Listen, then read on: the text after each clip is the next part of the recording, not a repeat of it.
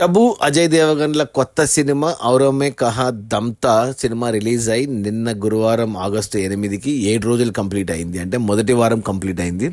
ఈ మొదటి వారం కలెక్షన్స్ చూస్తే ఈ సినిమా ఇప్పటి వరకు కేవలం 9 కోట్లు నెట్ మాత్రమే కలెక్ట్ చేసింది. ఈ సినిమా బడ్జెట్ 100 కోట్లు అయితే కేవలం 9 కోట్లే వచ్చాయి మొదటి వారంలో. ఇవి చాలా తక్కువ. అజయ్ దేవగన్ కెరియర్లోనే లోయెస్ట్ కలెక్షన్స్ మొదటి రోజు కానీ, మొదటి వీకెండ్ కానీ, మొదటి వారం కానీ. సినిమా ఇంత దారుణంగా పర్ఫామ్ చేస్తుందని అనుకోలేదు. ఎందుకంటే సినిమా చాలా పాత సినిమా లాగా ఉంది. ఇప్పుడు రిలీజ్ చేశారు. నీరజ్ పాండే డైరెక్టర్ అయినా కానీ సినిమాకు వచ్చిన టాకు రివ్యూస్ని బట్టి చూస్తే సినిమా ఇక ఏ దశ కోలుకోలేదు. ఇక మహా అంటే ఈ వీకెండ్లో మరో కోటి నెట్ రావచ్చు. సో 10 కోట్లతో సరిపెట్టుకుంటుంది. 90 కోట్లు నష్టము.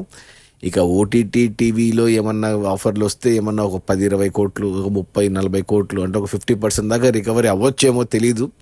అయినా ఇంకా 50% అయితే నష్టమే ప్రొడ్యూసర్లకి. పెద్ద దెబ్బ మన అజయ్ దేవగన్కి. మొన్ననే మైదాన్ అనే మంచి సినిమా తీసిన 150 కోట్ల బడ్జెట్లో ఆ సినిమాకి కలెక్షన్స్ రాలేదు, అది ఫ్లాప్ అయింది. అంతకుముందు వచ్చిన శైతాన్ ఒక్కటే హిట్ అజయ్ దేవగన్కి ఈ సంవత్సరం. ఇది మూడోది. 3 సినిమాలు 2 ఫ్లాపులు. ఇదైతే డిజాస్టర్ అని చెప్పాలి. 90 కోట్లు నష్టం అనేది అసలు చాలా పెద్ద దెబ్బ. అది మన టబు అజయ్ దేవగన్ల కొత్త సినిమా ఔరోమే కహా దమ్తా రిలీజ్ అయిన మొదటి వారంలో కేవలం 9 కోట్లు నెట్ కలెక్షన్స్.